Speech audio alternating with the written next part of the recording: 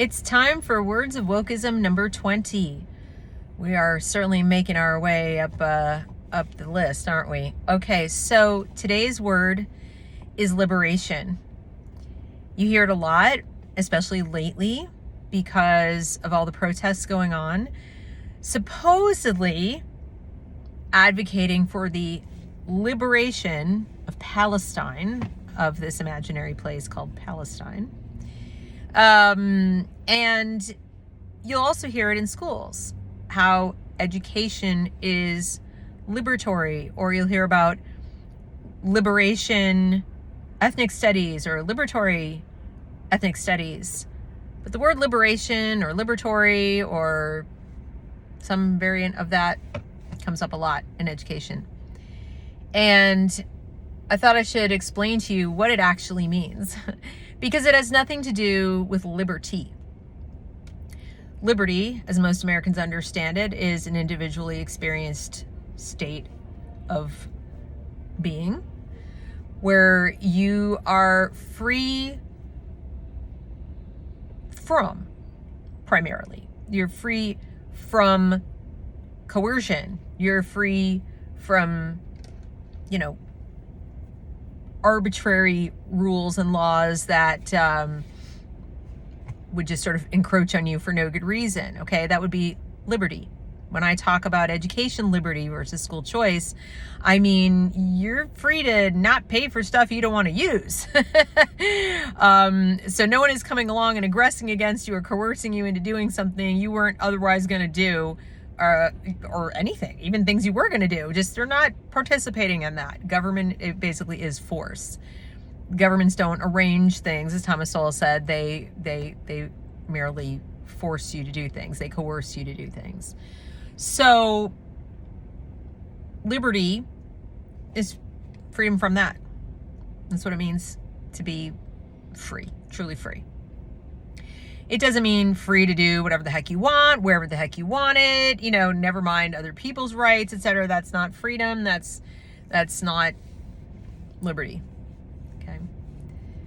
Liberation conjures up images of people being explicitly not free, as in shackled, as in imprisoned, as in somehow coerced into doing things they don't want to do, and not enjoying liberty.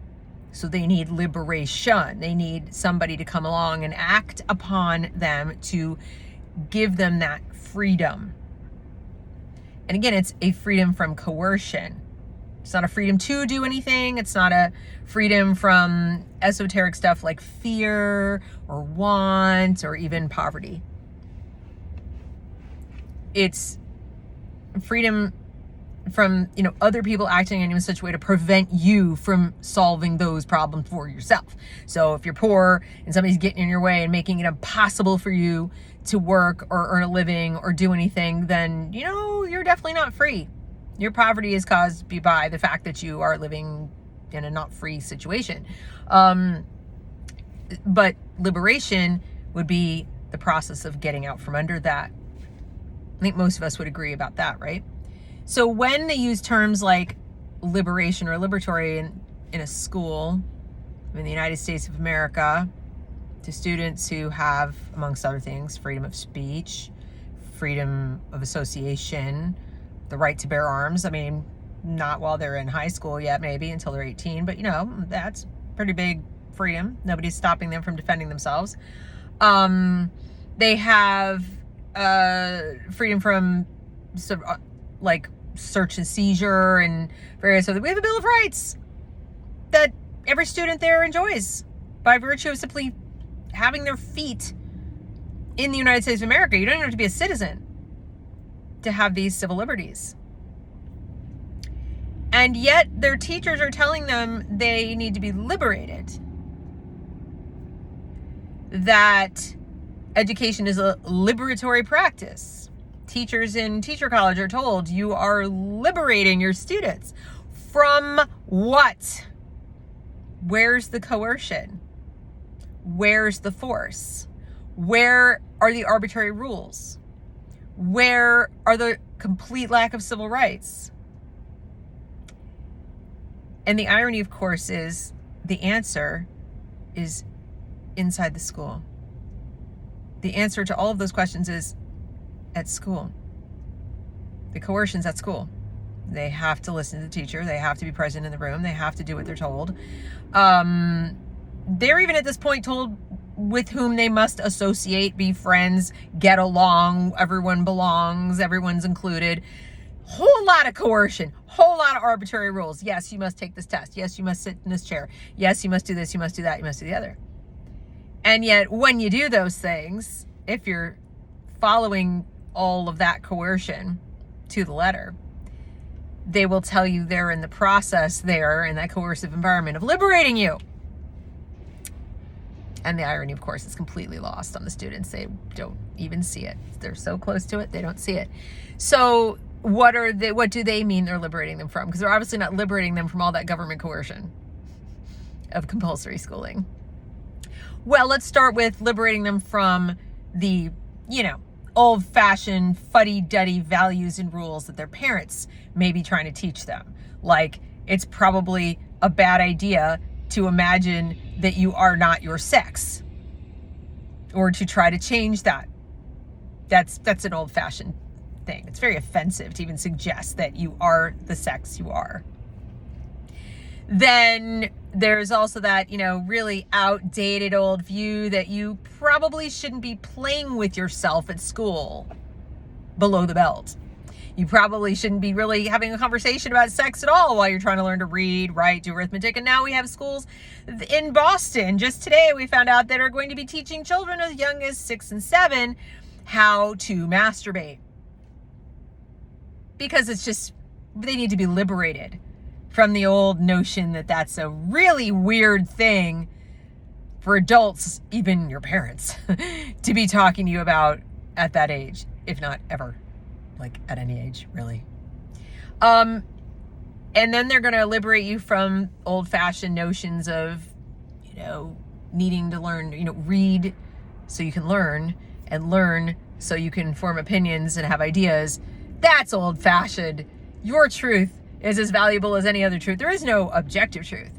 So whatever you feel and your lived experience and your opinions, that's as real as anything that anybody else who lived many more years than you, spent their lifetime studying a subject, researched it, looked into primary sources, did experiments, etc.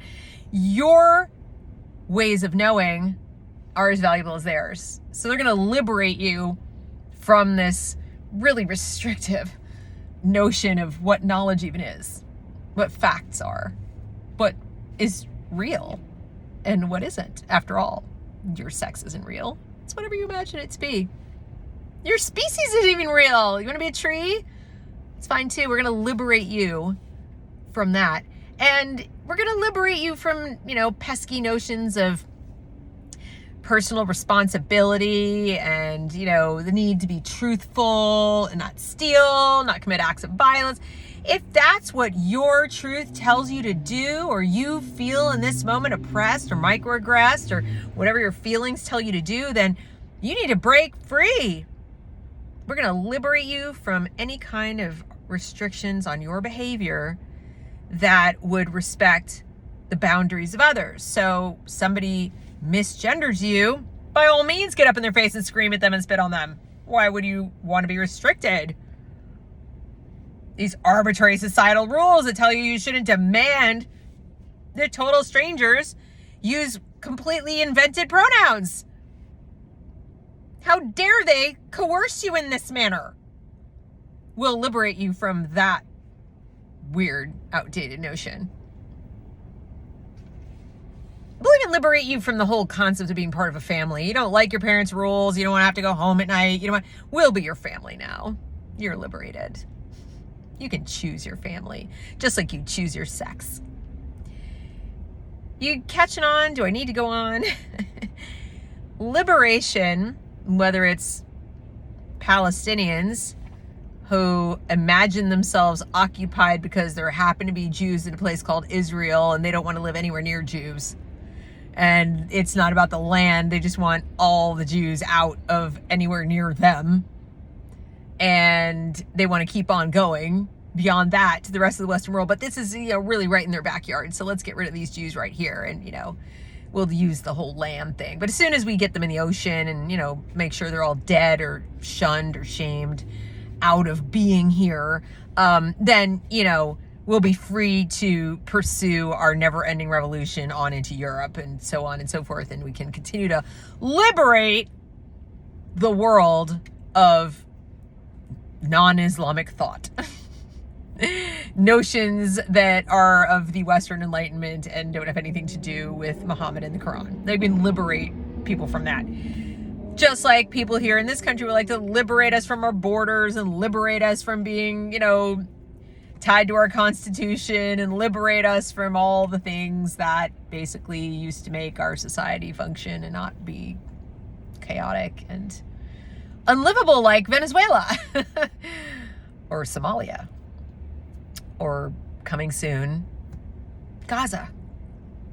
So that's what liberation means in the context of critical theory, Freirean pedagogy, which is the one they're using, where they say, you know, students might have questions. We are presenting this material proactively to address the questions students might have about the subject we think is important, but they're probably never going to ask us about. And by the way, it's a subject that relates to things outside of school that have nothing to do with the academic material we're certified to teach, that you think we're teaching inside this building. But we need to you know, generate those conversations so we can, you know, pursue our liberation. That's what that's about. So next time you hear some school official or teacher talk about liberation or liberatory practices, you'll know that they're engaged in a project to do no less than liberate your child from reality. That's it, in a nutshell. Reality is very unpleasant for these people. They don't like it themselves, didn't work out so well for them, isn't meeting their wildest fantasies, and they want company. And they're going to get that company in the form of your child.